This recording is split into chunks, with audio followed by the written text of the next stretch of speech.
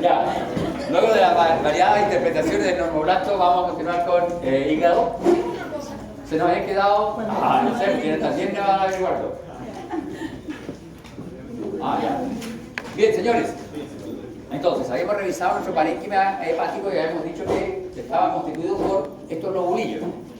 Habíamos hecho una descripción histológica de cómo estaba constituido el lobulillo y lo más importante, los elementos vasculares que llegaban a nuestro lobulillo y los que estaban presentes dentro del lobulillo y en la periferia del lobulillo.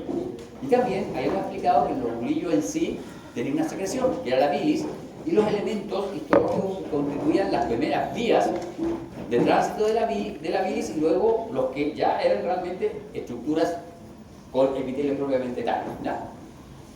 Pero, siguiendo esta misma idea de la secreción de bilis, se establece o se puede establecer de forma teórica, no de forma histológica, se puede establecer de forma teórica esta estructura que es el lobulillo portal, que es un triángulo que se genera entre tres venas centrales próximas, dejando en el centro un espacio portal, que sería la zona en donde va a ir a confluir la bilis producida por todo ese parénquima hepático que se encuentra en ese triángulo, ¿ya?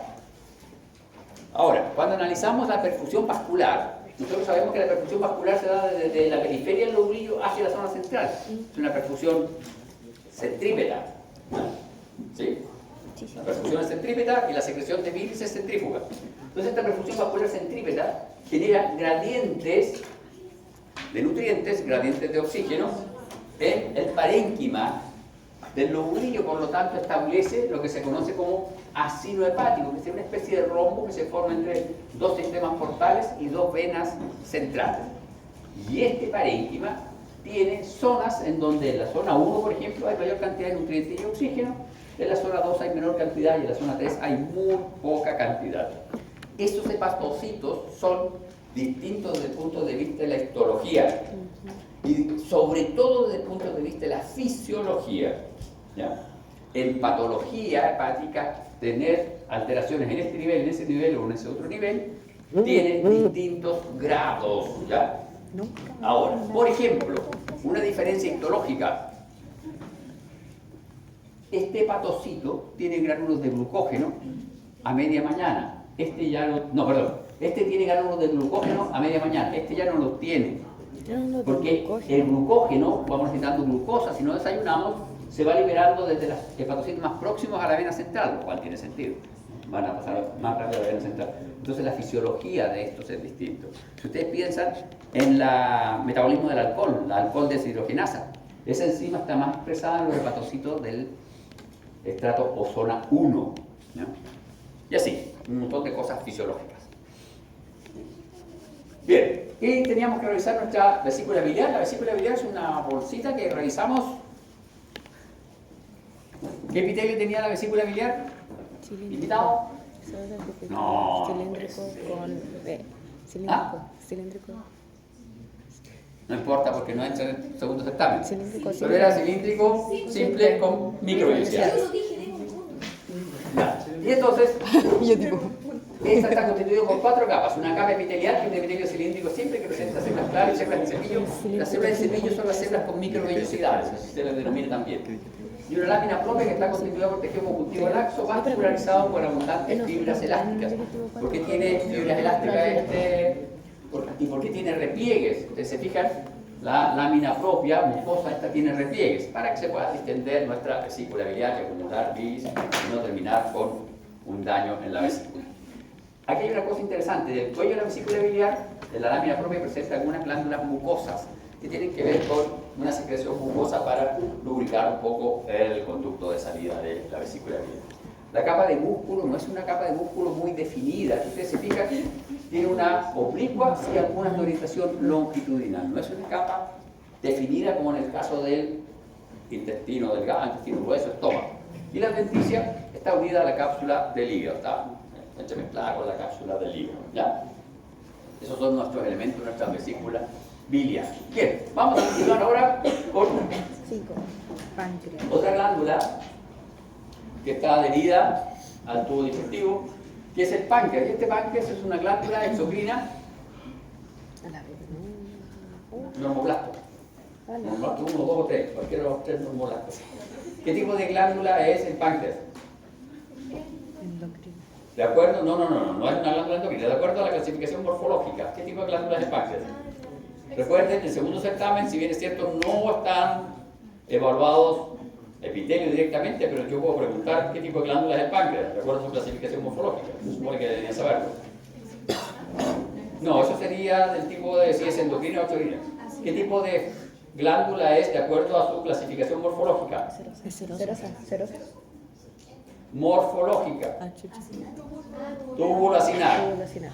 De acuerdo al producto secretorio es serosa. Ahora, el páncreas, de acuerdo a la funcionalidad, tiene doble funcionalidad.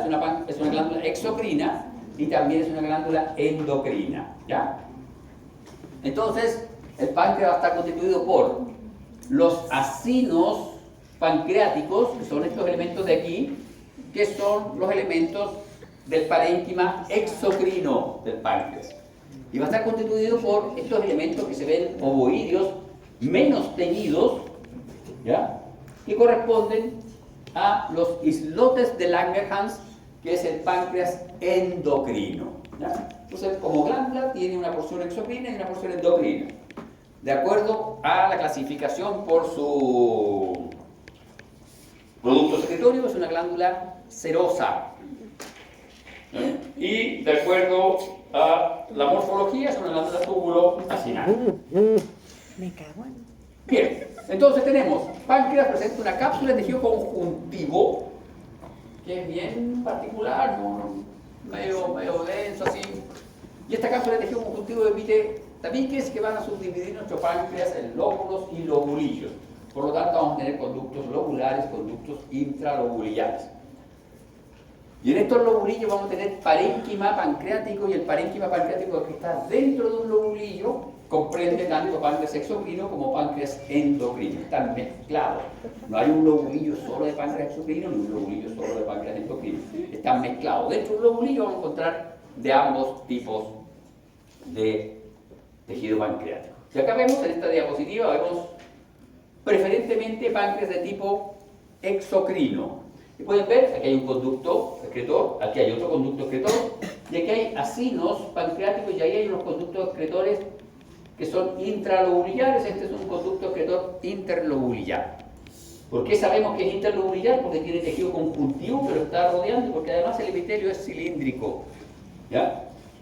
Este también es interlobular, y aquí podemos encontrar acinos, y aquí hay unos conductos que son intralobulares, por ejemplo ese, que son conductos que ustedes se fijan, tiene epitelio cúbico a cúbico alto. Incluso el sistema de conductos del páncreas exocrino se inicia con células cúbicas bajas aplanas, ¿ya? Que son las células centroacinares, como vamos a ver más adelante. Y aquí está. Vamos a ver nuestro páncreas exocrino. El páncreas exocrino está formado por los acinos y el sistema de conductos. Acá está un esquema en donde vamos a tener el sistema de conducto intralobular, intercalar y las células centroacinares. Y este es nuestro acino, ¿ya? Y las células acinares son células de aspecto entre cúbico a cúbico alto y piramidal. Son como una pirámide trunca. ¿Se fijan? Son como una pirámide trunca que tiene la parte de arriba truncada. Estas celulitas se caracterizan porque tienen su citoplasma subdividido en una región medio basal, basófila. El núcleo es redondo, eucromatínico, se localiza en esa región medio basal, y el citoplasma apical de estas células es eosinófilo y contiene abundantes gránulos eosinófilos. ¿Y qué contenían esos gránulos? Enzimas pancreáticas. Todas las enzimas que nosotros conocemos, enzimas pancreáticas. Ahora, si ustedes miran, estos son los núcleos de las células del acino, núcleos redondos, que están localizados en la zona medio basal de la célula, que es la zona basófila y la zona apical. Y si ustedes miran con cuidado aquí en la zona apical, en el centro del acino aparecen unas células aplanadas de núcleos ovoideos eucromatínicos. Estos núcleos ovoideos eucromatínicos aplanados son las células centroacinares. Son las células que inician el sistema de conductos excretores. Luego de la centroacinar vamos a continuar con el conducto intercalar y luego el conducto intralobulillar. Aquí hay una diferencia bien importante. Tanto las células centroacinales como el conducto intercalar se diferencian del intralobulillar porque el intercalar y las centroacinales tienen capacidad de secretan. Son células cúbicas o cúbicas altas y tienen un citoplasma levemente eosinófilo. ¿Por qué? Porque secretan. ¿Y qué secretan? Secretan una secreción acuosa alcalina. ¿Para qué? Alcalina. Embalsamado. Este secreta enzimas pancreáticas. ¿Y esto por qué secreta una secreción acuosa y alcalina? Para que viaje por ahí. ¿Ah? Para que viaje ahí la enzima. Para el tema del pH, pues, ¿no? No digo nada más. No, es para temporar el pH. Si pasa el quimo desde el estómago hacia el intestino y acidifica mucho el contenido intestinal, necesita ser tamponado. ¿Por qué razón? Porque las enzimas pancreáticas funcionan a pH 5 más o menos, ¿ya? Y el estómago tiene pH 2, 2,7. Es muy ácido, entonces hay que tamponarlo para que no se inactiven las enzimas pancreáticas. Entonces estas celulitas de acá, ¿y quién estimula la secreción de esas celulitas? La colecistoquímica. No, la colecistoquinina estimula la secreción de estas. No, ¿se acuerdan? Las células enteroendocrinas que producían secretina. Toma. ¿Qué es eso? Entonces, Mi amigo. páncreas exocrino constituido por acinos y sistema de conductos. Se inicia con las células centroacinales, conductos intercalares y conductos intralobularios. Y luego va a continuar los interlobulares, los secretores y finalmente desembocan en el conducto de Wirsung, que es el que saca todo este contenido hacia el duodeno. En algunos textos aparece mencionado un conducto de Santorini, ¿ya? El conducto de Santorini es un conducto accesorio que en algunas personas se mantiene. Lo que pasa es que el páncreas se forma durante la etapa fetal de dos yemitas, una yema ventral y una yema dorsal, ¿ya? Y en algunas personas la yema dorsal permanece y ese es el conducto de Santorini, que aparece nombrado en algunos textos de histología, conducto de Santorini, pero es un conducto accesorio, es una anomalía. Yo creo que el 3%, 4% de las personas lo pueden tener. Lo normal es que uno solo tenga el conducto principal pancreático de Wirsung, que es el conducto ventral, que se forma Wirsung, que se forma asociado a la yema hepática. Y la yema hepática, obvio, porque si el páncreas tiene que estar unido al colédoco para que a través del colédoco desemboquen en el intestino. ¿Sí? Anatomía, digestivo. Estoy perdida, profesor. ¿Ah? No le bromeo. Vale. No le bromeo, estoy perdida. Aquí está nuestro intestino y aquí hay un conducto. Este conducto va hacia el hígado.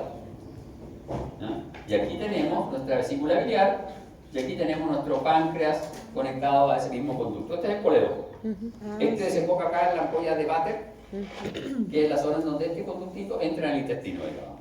Entonces, este conducto de acá es el de Wirsung. En algunos casos, esto tiene una alternativa acá, que desemboca por acá atrás al intestino, que es el de Santorini, que lo mencionan en algunos libros de texto. Y eso es por el origen embriológico de nuestro páncreas. Bien, continuamos con nuestro páncreas. Y acá está, ¿se fijan ustedes? Tenemos acino pancreático, células centroacinales, conducto intercalar. El intercalar y las centroacinales tienen secreción acuosa, alcalina. Esto tiene secreción serosa y ahí están los gránulos secretorios indicados. Entonces, si ustedes se fijan, la célula tiene claramente una región medio basal, en donde hay abundante RER, Golgi, y el núcleo. Y el núcleo es redondo, relativamente eucromatínico. Citoplasma apical es eosinófilo, pero no es una eosinofilia homogénea, sino que son gránulos eosinófilos. Veanlo aquí. Ahí está nuestro núcleo, redondo, eucromatínico. Todo este citoplasma es basófilo y todo este citoplasma apical es eosinófilo. Y estos son los gránulos secretorios. Y aquí están nuestras células centroacinales. Aquí se inicia el conducto excretor centroacinar, intercalar. ¿Ya? Estos dos son los que secretan a través de secretina, secretan un jugo pancreático alcalino y es estimulado por las células enteroendocrinas. Aquí lo puse esto así en amarillo, Porque no quiero y no necesito, eso lo van a tener que saber en fisio. Yo en histología no necesito que ustedes aprendan que son las células de endocrina I y son las células de endocrina tipo S. No lo necesito. Eso para los que no vienen a clase van a tener que tratar de aprenderse esta tontería. A mí me importa que ustedes sepan que estas células tienen un estímulo distinto de estas células y que los productos secretorios son distintos. Proteínas, secreción serosa, secreción acuosa alcalina, ¿no? Y que están regulados por células enteroendocrinas que vimos en el tubo digestivo, en el intestino y en el estómago. Células enteroendocrinas, no me importa la letra, ¿no? Bien, de acá lo vemos con, este es un corte semifino para microscopía electrónica y ustedes pueden ver acá, ahí están las células centrocinales y acá está nuestro conducto intercalar. Células centrocinales y acá está nuestro vacino, se fijan, núcleo eucromatínico redondito y el citoplasma apical con gran cantidad de gránulos secretorios. Gránulos de zimógeno, que son proteínas, secreción serosa, célula centrocinal, conducto intercalar, conductos excretores que ya son intralobulares, interlobulares, lobulares, etc. Excretor mayor. Los epitelios van aumentando de tamaño, ¿ya? Se hace cilíndrico, luego cilíndrico estratificado, pero eso no nos va a importar mucho. Esto es lo que nos importa en nuestro páncreas exocrino. Bien, veamos el páncreas endocrino. El páncreas endocrino tiene el mismo origen embriológico que el páncreas exocrino. La única diferencia es que en el caso del páncreas endocrino, las células se van a diferenciar y van a formar cordones anastomosados que están ampliamente asociados a capilares fenestrados y forman una estructura ovoidea que se llama islote de Langerhans, que está separado del resto del páncreas por una cápsula de tejido conjuntivo, delgadita, pero tiene una cápsula conjuntiva acá. Entonces aquí hay una cápsula conjuntiva delgadita y este islote, de ahí su nombre, está separado del páncreas exocrino. Tiene cordones celulares anastomosados y vasos sanguíneos de tipo capilares. Aquí aparecen como capilares continuos, pero son capilares fenestrados. Profe, los islotes y la zona, ¿cómo se dice? Exocrina del páncreas, van como... Todo mezclado. Grupitos, pero van como intercalados unos de otros, como un grupito de exocrino, un grupito de endocrino, ¿así no? Exocrino, endocrino. Exocrino, endocrino. El endocrino está inmerso en el exocrino, porque el endocrino representa más o menos el 1% de todo el parénquima. Están intercalados, son como manchitas. Ya saben la proporción. Sí, son como manchitas dentro del exocrino. No por ello menos importante, ¿eh? Qué hermoso.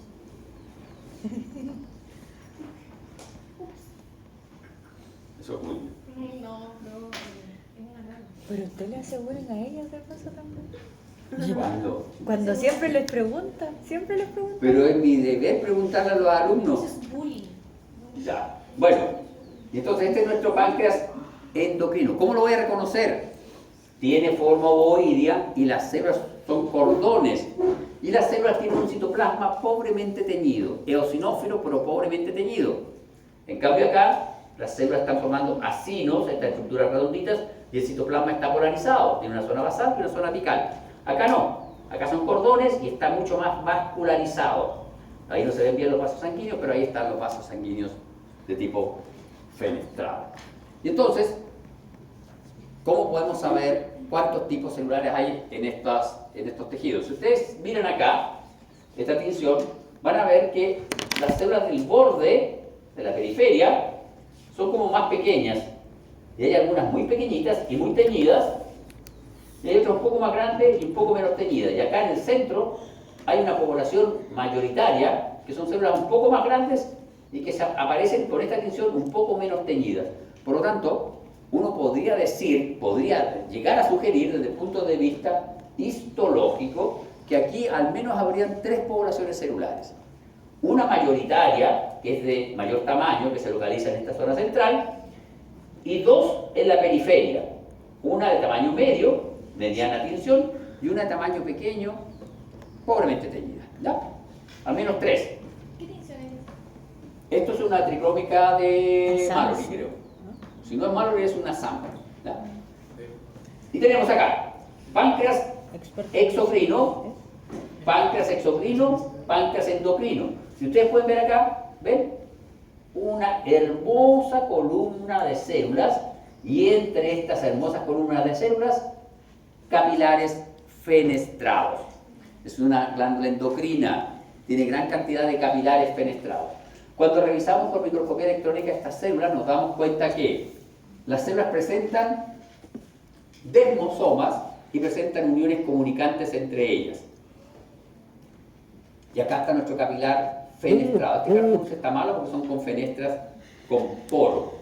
No son fenestras verdaderas, sino que son fenestras con poro. ¿Ya? Ojo, ojo.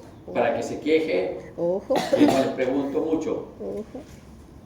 ¿Qué ¿Cómo que no? ejemplo? Como que no. Cuando hablamos de las glándulas endocrinas dijimos que había secreción endocrina, secreción paracrina y Holocrina. secreción autocrina. Sí. ¿Ya? Ah, entonces. ¿Cuál fue el ejemplo de secreción paracrina que vimos? Fue justamente el páncreas. po. Yo. ¿Ya? Justamente ¿Y el cuáles eran? El páncreas endocrino. ¿Ya? ¿Y cuáles eran? ¿Cómo que cuáles eran? Sí, pues ¿cuál era el producto secretorio? Era. No, sí, pues era ceroso, pero era. ¿Cero qué? No, mentira, pues era. Tiene que ser. Si es endocrina, debe ser hormona. ¿Pero cómo se llama ese producto secretorio? Serotonina. Hay unas Es una células que secretan hormona, serotonina. Hay unas células que secretan serotonina y regulan la secreción de las otras dos poblaciones celulares. Y las otras dos poblaciones celulares secretan insulina y glucagón. ¿Ya? ¿Ya? Estas que son más abundantes son las que secretan insulina y las periféricas de mediana abundancia son las que secretan glucagón. Y las de la periferia de aquí son las que secretan serotonina. ¿Ya? Ya vamos a ver, no se preocupen, ya vamos a ver más bonitas. ¿Ya? Pero de momento estamos así. 3 poblaciones, de momento 3 poblaciones. De acuerdo a la histología nosotros podemos sugerir, ojo, podemos sugerir que habrían 3 poblaciones. ¿Ya? Nosotros sabemos de la literatura que hay una secreción de insulina y hay una secreción de glucagón y que hay una secreción de serotonina que regula a su vez la secreción de insulina y de glucagón de forma paracrino. ¿Ya? Estas células tienen uniones comunicantes porque se coordinan entre ellas para la secreción de insulina y glucagón.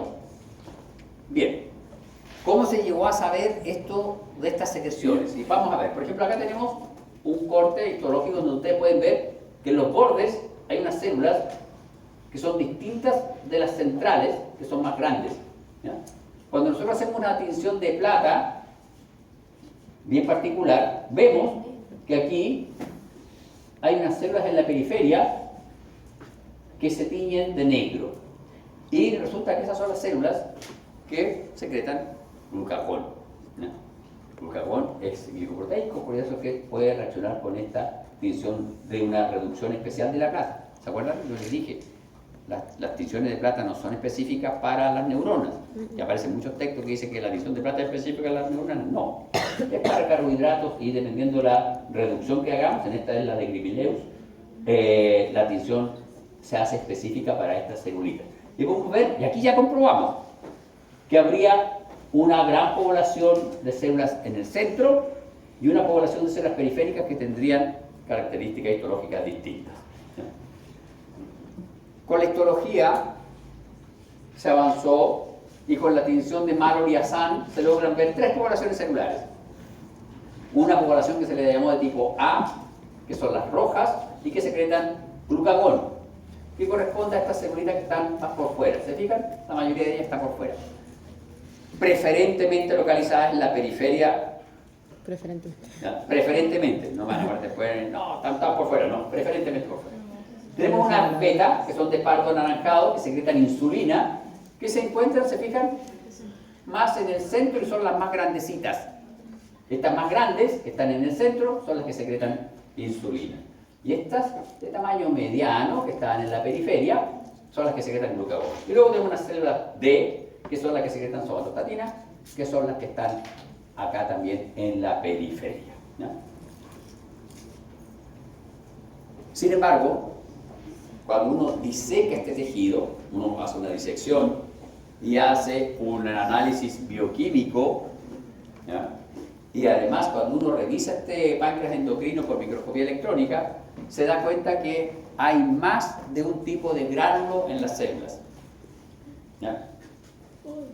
Dijimos que los gránulos tenían distinta electrón densidad dependiendo de la proteína que contuvieran y tienen distinto tamaño, porque dependiendo de las características de la proteína el gránulo se puede condensar más o menos, por lo tanto los gránulos van a tener distinto tamaño. Si ustedes se fijan acá, hay unos gránulos que son distintos a otros gránulos. Eso quiere decir que al menos aquí en esta fotografía hay dos poblaciones celulares distintas, y cuando uno revisa el páncreas se da cuenta que hay a lo menos 5 poblaciones celulares distintas, revisado con microscopía electrónica, basándonos en que los gránulos secretorios tienen distinta electrondensidad y distinto tamaño dependiendo del producto que contengan en su interior, porque la capacidad de compactarse de las proteínas depende de la proteína misma, ¿ya? Entonces los gránulos son distintos. Cuando uno revisa esto por microscopía electrónica se da cuenta que hay al menos 5 poblaciones distintas, y luego lo que sigue es disecar. Uno hace cortes gruesos, diseca los islotes de Langerhans, y esos islotes de Langerhans se procesan con procedimientos bioquímicos, es decir, se muelen y se hace HPLC y se separan los distintos productos secretorios. Y cuando uno separa los distintos productos secretorios, luego prueba la funcionalidad de esos distintos productos secretorios y luego hace anticuerpos contra esos productos secretorios. Y cuando uno hace anticuerpos contra esos productos secretorios se da cuenta que hay una población de células F que sintetizan polipéptido pancreático, se da cuenta que hay una célula de tipo D1 que tienen el péptido vasoactivo intestinal, hay unas células EC que secretan secretina, motilina, y hay unas células epsilon que secretan grelina. Entonces a las 3 poblaciones que teníamos clásicas hay que sumarle 4 poblaciones más. Finalmente son 7 poblaciones en nuestro páncreas endocrino. Eso les demuestra que cuando uno hace un análisis, acá uno puede ver 3 poblaciones, porque son de distinto tamaño. Pero cuando uno hace un análisis bioquímico de los productos secretorios y los separa y induce anticuerpos contra cada uno de esos productos, se da cuenta que existen, la verdad, más de 5 poblaciones celulares. Profe, una consulta. ¿Hay que aprenderse las secreciones también? Sí. Ok. Y acá tenemos, por ejemplo, inmunohistoquímica para las células beta que secretan insulina, que son las más abundantes, representan un 70% aproximadamente de las células. Si se fijan ustedes, aquí en rojo está la insulina y en azul están los núcleos. Esta es una inmunohistoquímica con microscopía confocal, fluorescencia. Entonces el microscopio de fluorescencia pone rojo nuestras células que producen insulina. Y se fijan que están preferentemente en el centro. Esto es la inmunohistoquímica con peroxidasa. No, esto es fluorescencia, esto es peroxidasa, y se fijan más o menos están en el centro, son células grandes. En este caso tenemos para glucagón, y la mayoría de ellas está más o menos en la periferia y se trata de células un poco más pequeñas. Aquí se observa bastante mejor que tienen una distribución prácticamente periférica. Profe, pero ¿por qué esta está aquí en el centro? Porque el nido, el islote es así. Entonces yo corto y si paso por este borde voy a verlo también en el centro, ¿ya? Estoy cortando muy en la periferia. Cuando se hace esta descripción, el investigador ha hecho un seriado y revisó muchos cortes de este mismo islote y pudo ver que estas que se veían aquí luego desaparecían cuando uno pasaba por la zona media del islote, ¿ya? Entonces esta imagen corresponde a una zona superficial del islote, periférica, ¿ya? Y acá tenemos una doble tinción para insulina y para glucagón. Y con esto comprobamos que son células distintas. Entonces estamos hablando de que habrían 7 poblaciones de células distintas. Aquí tenemos las que producen insulina, que son las más abundantes, y luego las de glucagón. Y luego tenemos acá, por ejemplo, las células D que producen gastrina, ¿se fijan? Son mucho menos. Y acá tenemos las células que producen péptido pancreático, que son mucho menos abundantes. solo las células que producen insulina y las que producen glucagón se pueden sugerir, no individualizar, pero se pueden sugerir en los cortes teñidos con hematoxilina, eosina. Todas las demás células no se pueden sugerir con los cortes teñidos con hematoxilina, eosina, y hay que hacer inmunistoquímica con los anticuerpos específicos para cada uno de esos productos secretorios. ¿Ya? Porque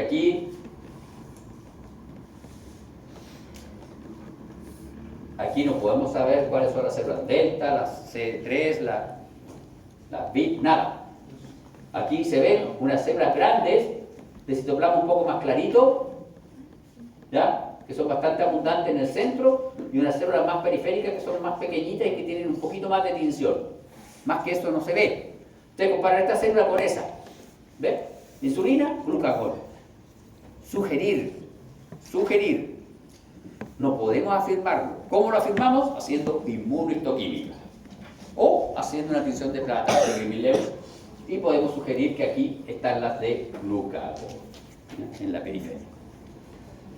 No hay otra forma de asegurar la posición de esta célula. Nosotros ya sabemos que son 7, pero solo las podemos describir con las tinciones que corresponden. Ahí terminamos. Bien, terminamos. Excelente. Profe. Podemos ir al Halloween. Profe, una consulta.